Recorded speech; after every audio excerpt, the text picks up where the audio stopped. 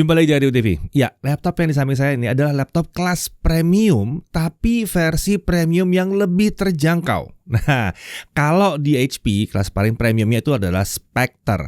Lalu kemudian di bawahnya, di kelas yang sama-sama premiumnya, ada yang namanya Envy. Nah, di kelas yang satu ini biasanya yang paling menarik. Kenapa? Karena kita akan menemukan banyak yang kita dapatkan di Spectre, tapi harganya lebih terjangkau. Ya, ini adalah HP Envy X360 2022. Tentunya ini adalah sebuah laptop yang convertible.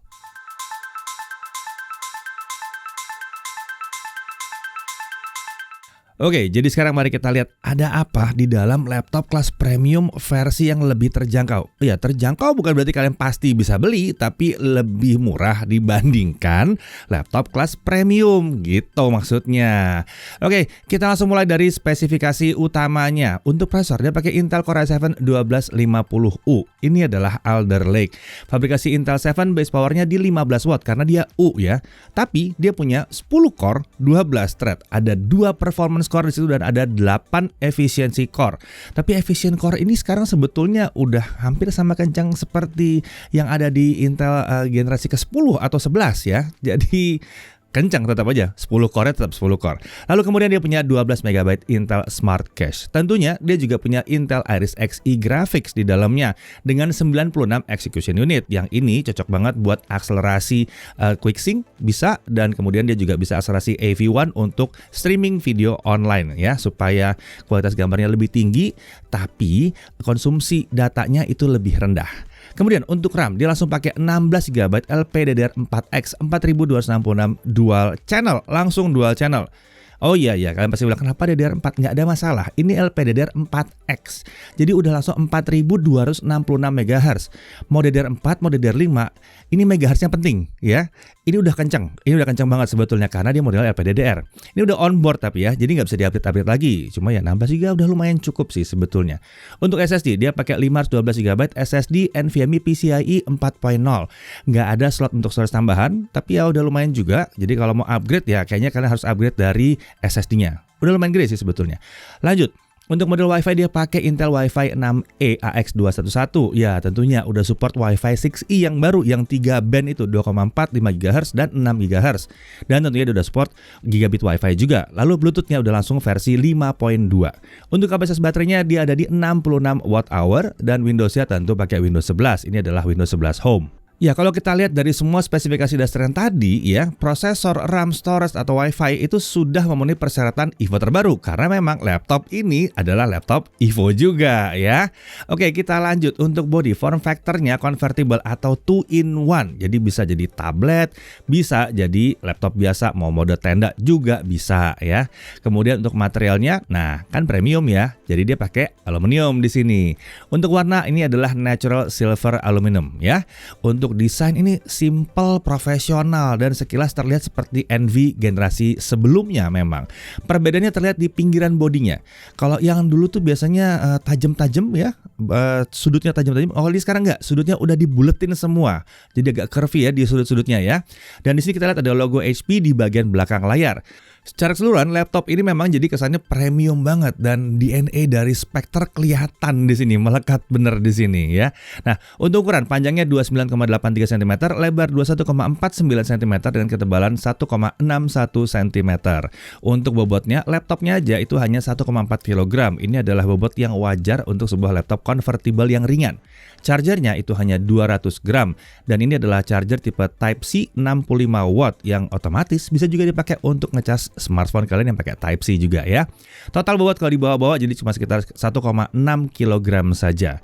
Untuk display ini adalah panel IPS ukurannya 13,3 inci, resolusinya adalah 1920 x 1200 pixel. Jadi aspek rasionya bukan 16:9 tapi 16:10, jadi agak sedikit lebih tinggi gitu ya. Kalau yang dulu dia pakai 16:9. Nah, ini refresh rate masih di 60 Hz ya. Menurut HP, layar ini memiliki tingkat kecerahan di 400 nits dengan color gamut di 100% sRGB dan sudah dikalibrasi. Menurut pengujian kami, peak brightness-nya ternyata bukan di 400 nits. Oh, tenang, bukan turun, tapi malah lebih tinggi di 480 nits. Dan gamut coverage-nya ada di 97,7% sRGB, gamut volume-nya ada di 104% sRGB. Jadi Ya, bener, bahkan overspec sedikit. Tentunya karena ini laptop layar 2-in-1, layarnya adalah layar touchscreen ya, dan udah support penggunaan stylus pen. Nah, stylus pennya juga disediakan ya, ada HP Rechargeable MPP 2.0 Tilt Pen dalam paket penjualannya. Stylus ini sudah mendukung Microsoft Pen Protocol dan dia sudah punya 4096 tingkat tekanan ya. Daya tahan baterainya diklaim bertahan bisa selama 30 hari dan bisa diisi ulang pakai konektor USB-C. Untuk penyimpanan, stylusnya bisa ditempelkan pada sisi samping bodi dengan magnet. Nah, kembali ke layarnya, permukaan layar ini adalah glossy seperti kebanyakan laptop touchscreen yang lainnya, dan permukaan glossy ini membuat warnanya jadi tampil lebih cemerlang. Meskipun memang ada sedikit pantulan-pantulan jadinya, tapi ya itu memang ada timbal baliknya ya. Kalau mau warnanya cemerlang biasanya dikasih yang glossy seperti ini. Nah, untuk permukaan layar ini tenang, dilapisi Corning Gorilla Glass NBT. Jadi dia lebih tahan terhadap goresan. Namanya juga kan mau pakai pen segala macam, lebih aman ya. Bingkai layarnya menggunakan desain micro edge display yang tipis di dua sisi. Ya, kanan dan kirinya itu tipis. Jadi layar ini sudah sesuai dengan syaratnya Evo ya. Resolusi minimum Full HD dan bingkainya tipis. Oke, kalau bicara soal kamera dan mikrofon, ini adalah satu poin yang menarik dari laptop yang satu ini. Karena untuk kameranya, dia pakai kamera infrared dan bukan 1080p, bukan HD, tapi 5 megapiksel. Langsung ya, 5 megapiksel. Kalau 720p kan 1 megapiksel, 1080p 2 megapiksel. Ini 5 megapiksel. Ini jadi sangat menarik karena kebanyakan laptop Evo itu ada di 1080p untuk yang baru. Meski demikian, memang kemampuan perekamannya masih kalau untuk video di 1080p 30 fps. Nah, sama seperti kakaknya, kamera di laptop ini juga punya beberapa kemampuan unik, seperti dia bisa auto frame yang bisa memposisikan wajah pengguna tetap di tengah layar walaupun kadang-kadang bergerak off center kanan dan kiri. Kemudian dia juga punya lighting correction yang secara otomatis memperbaiki exposure atau tingkat pencahayaan. Dan dia juga punya appearance filter. Ini fitur seperti beautify ya kalau di smartphone ya. Ya, bikin penampilan jadi lebih cakep begitu. Nah, kemudian laptop ini juga dilengkapi dengan 2 buah mikrofon yang memiliki kemampuan AI Assisted Dynamic Background Noise Suppression. Nah, untuk kemampuan kamera dan mikrofonnya kurang lebih seperti ini. Kali ini kita akan menguji fitur kamera dan fitur mikrofon yang memiliki AI Noise Cancelling di laptop HP Envy X360. Jadi bagaimana hasilnya?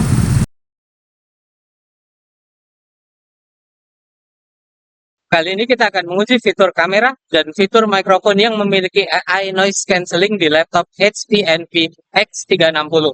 Jadi bagaimana hasilnya? Ya, sekarang kita sedang menguji kamera dari laptop HP Envy X360 dalam posisi di dalam ruangan, indoor. Jadi gimana hasilnya? Ini semua fiturnya dinyalakan ya. Ya, jadi bisa kita lihat ya bahwa kemampuan kamera maupun mikrofon ya memang benar-benar sama-sama sudah memenuhi persyaratan dari Evo tadi ya. Ya, pantaslah ada logo Evo-nya di sini. Kita lanjut ke audio. Audionya by Bang & Olufsen dan memiliki 2 speaker stereo yang mengarah ke bawah. Di sini ada software Bang & Olufsen Audio Control untuk mengubah profil suara dan ada equalizer juga di sini. Untuk kualitas suaranya, menurut kami ini keren banget. Walaupun speakernya cuma 2, tapi suaranya itu besar sekali ya, kenceng gitu suaranya. Frekuensi bawahnya itu jelas banget. Dan spesial kalau dia ditaruh di atas meja, boleh dibilang ini salah satu yang terbaik yang bisa diperoleh dari sebuah laptop yang tipis dan ringan seperti ini. Tapi karena speakernya memang ngarap ke bawah, kalau misalnya di pangku akan beda suaranya. Oke, kita lanjut ke konektor. Di kiri kita lihat ada satu audio jack combo 3,5 mm. Kemudian ada satu micro SD card reader. Ada satu USB 3.2 Gen 2 Type A yang 10 Gbps. Ya, ini Type A yang besar ya. Mantap ya, laptopnya tipis tapi masih ada konektor besar seperti ini.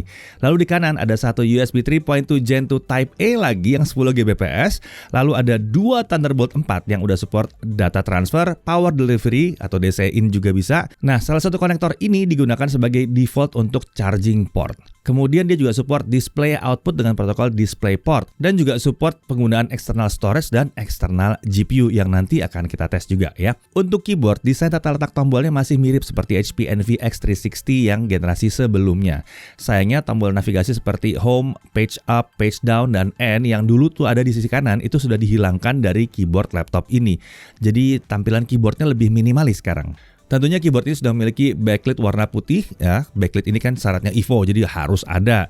Di sini ada 2 tingkat kecerahan yang bisa diatur dengan menggunakan tombol F4. Untuk touchpad, letaknya cenderung center to body. Dia agak sedikit melebar ke kanan dari spacebar, tapi nggak terlalu jauh melebar. Jadi pada saat kita ngetik masih tetap nyaman ya. Telapak tangan kita nggak terlalu banyak mengganggu ke arah touchpadnya ini. Tentunya ini adalah precision touchpad karena dia harus memenuhi syarat dari EVO. Nah, untuk security dia sudah menggunakan infrared kamera yang juga sudah mendukung Windows Hello. Selain itu terdapat switch yang terletak di sebelah tombol power untuk mengaktifkan lapisan penutup kamera ya. Jadi bisa ditutup ya, bisa ada privasinya di situ. Modul kamera juga tidak dapat dideteksi oleh Windows saat switch ini dihidupkan. Jadi lebih aman lagi. Lagi-lagi tentunya ini adalah fitur-fitur yang mendukung syarat-syarat EVO juga. Untuk sistem pendingin, laptop ini dilengkapi dengan sistem pendingin aktif yang memiliki satu kipas slim liquid kristal polimer dengan 73 bilah yang memiliki ketebalan masing-masing 0,15 mm. Kemudian ada satu buah heat pipe. Intake dari bawah dengan pembuangan udara ke arah belakang. Nah, sekarang mari kita bahas performanya ya. Laptop ini dilengkapi dengan 6 profil performa yang dapat dipilih melalui software HP Command Center. Pilihannya adalah Smart Sense, Balance, Performance, Cool, Quiet, dan Power Saver. Oke, sekarang mari kita cek konsistensi performanya menggunakan Cinebench R15. Kita looping 20 kali, kita lihat bagaimana ya. Nah, skor tertinggi yang dapat dicapai di mode Smart Sense adalah 1248 poin. Nah, sementara di mode Performance kita bisa mendapatkan 1286 poin. Untuk skor yang bisa dipertahankan, tidak terlihat ada perbedaan di antara kedua mode tersebut. Dua-duanya bisa memiliki skor di kisaran 1120 sampai 1140 poin. Sekarang mari kita lihat suhu kerjanya. Di mode Performance di run pertama ya terlihat bahwa suhu bisa mencapai 94 sampai 96 derajat Celcius. Tapi di run kedua dan seterusnya suhunya langsung dijaga di kisaran 80 sampai 90 derajat Celcius. Dengan spike di tiap kali awal pengujian itu di 90 sampai 95 derajat Celcius. Jadi bisa dikatakan bahwa ya dia memang colongan performa, tapi dia akan menjaga suhunya supaya tidak mengkhawatirkan. Nah, karena ini laptop EVO, jadi kita juga harus tes performa di mode baterai juga ya.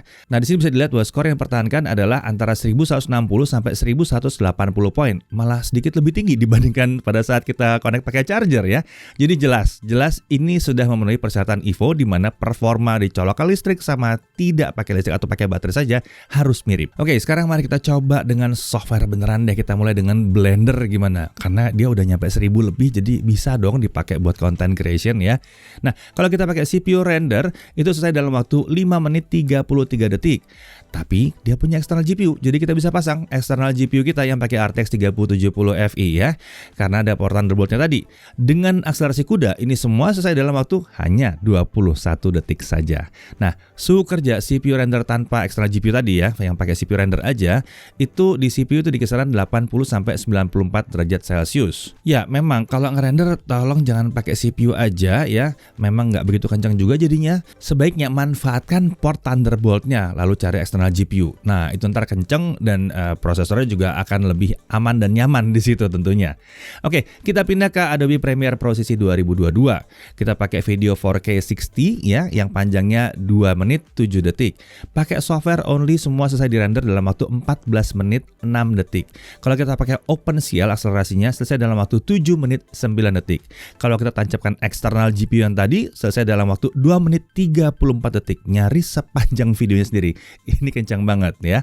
Lalu kalau 1080p 60 fps 2 menit 7 detik juga ya. Software only selesai dalam waktu 2 menit 53 detik. Lalu untuk OpenCL 1 menit 48 detik. Ini kencang. Ini kencang ya. Kalau kita pakai external GPU tadi gimana? Ya, tinggal 46 detik saja tentunya. Oke, sekarang suhu kerjanya bagaimana? Kalau kita tanpa external GPU, kita lihat bahwa suhu CPU sempat naik ke 70 derajat Celcius di awal proses render. Kemudian sustain atau bertahan di kisaran 60 derajat Celcius hingga akhir proses render. Jadi aman. Oke, sekarang kita beralih ke software video editing profesional yang versi gratis, DaVinci Resolve 17.2 yang kita pakai ya. 4K 60 video YouTube yang tadi kita render dan semua selesai dalam waktu 13 menit 52 detik. Kalau kita tambahin external GPU yang tadi, selesai dalam waktu 5 menit 40 detik. Sementara itu kalau kita pakai video yang YouTube 1080p 60 fps, semua selesai dalam waktu 4 menit 4 detik. Kalau kita pakai external GPU, itu 1 menit 46 detik. Sementara itu kalau kita cek suhunya pada saat tanpa eGPU, suhu CPU-nya bisa bertahan di kisaran 86 sampai 91 derajat Celcius. Masih lumayan terjaga di sini ya. Jadi kesimpulannya kalau untuk video editing, seandainya memang mau video editing dengan laptop yang satu ini, sampai dengan 1080p 60 fps itu akan kenceng. Tapi kalau butuh 4K, sebaiknya pakai external GPU kalau mau kenceng. Walaupun bukan berarti tidak bisa ngedit video 4K. Bisa banget, scratching segala macam aman. Cuma proses rendernya yang agak sedikit lama. Tapi ini wajar untuk laptop-laptop yang tidak memiliki tambahan discrete GPU. Oke, karena laptop zaman sekarang, apalagi level yang kayak begini udah cukup kenceng, mari kita coba untuk gaming hanya dengan integrated graphics-nya doang. Yuk kita cek hasilnya kurang lebih seperti ini.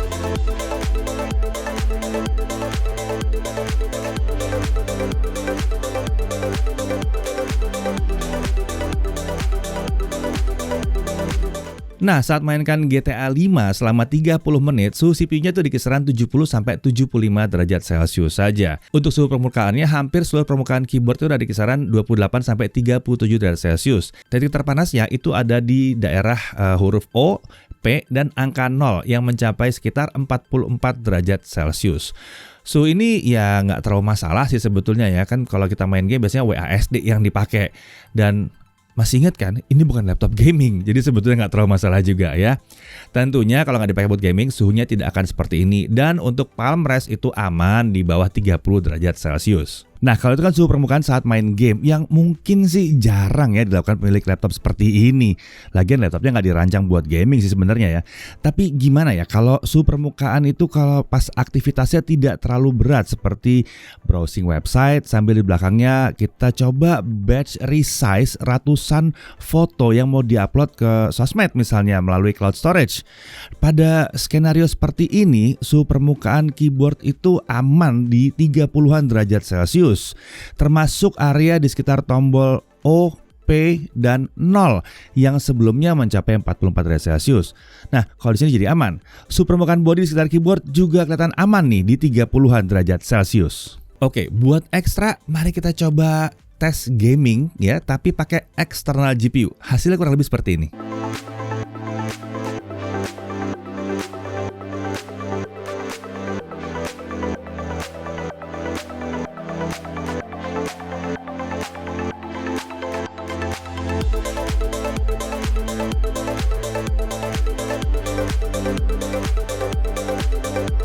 Oke, gimana?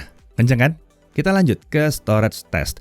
Kecepatan baca dari SSD-nya adalah 6051 Mbps, sementara kecepatan tulisnya ada di 2893 Mbps.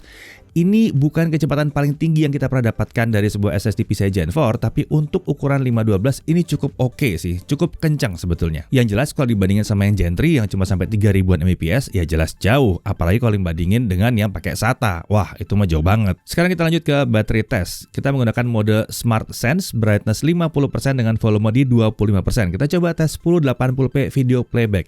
Dan baterainya baru habis di kisaran 15 jam.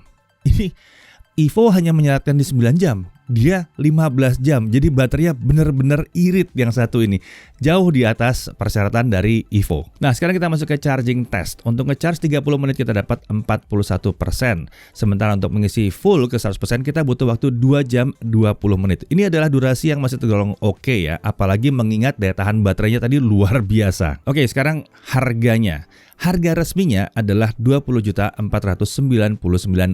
Tapi tentunya kalau kalian mau cari, mungkin kalian bisa cek-cek siapa tahu ada deal-deal khusus di berbagai toko online ya. cek sendiri.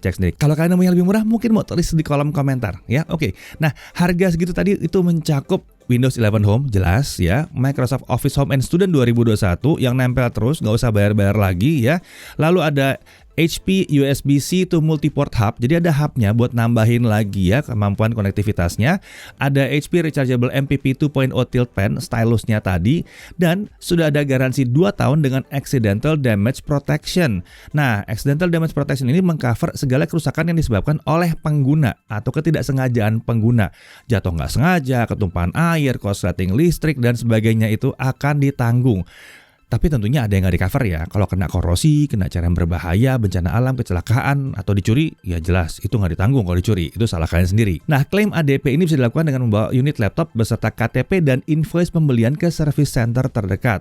Kita bisa melakukan 1 kali penggantian spare part per tahun. Jadi karena ini 2 tahun, bisa 2 kali penggantian.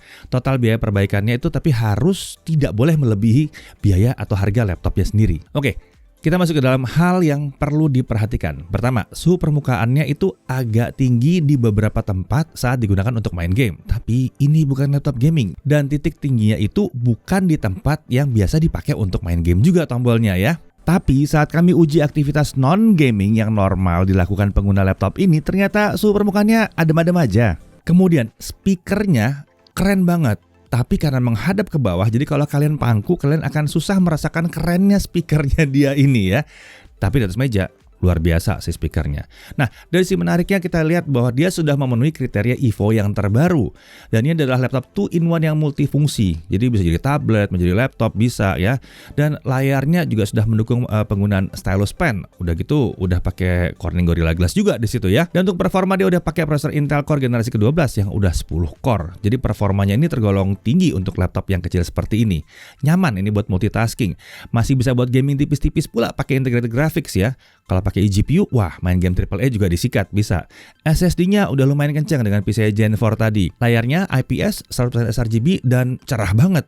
Cocok untuk kegiatan content creation ringan, mau content creation berat juga bisa sih kalau pakai eGPU. Mau yang berat banget, bisa. Lalu kameranya udah 5 megapiksel, ada fitur infrared pula di sini.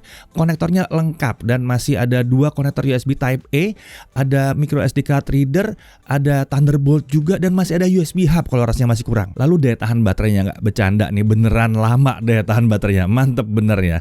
Lalu bonus-bonusnya juga menarik ya, ada Office Home and Student di situ dan garansi 2 tahun yang sudah pakai ADP.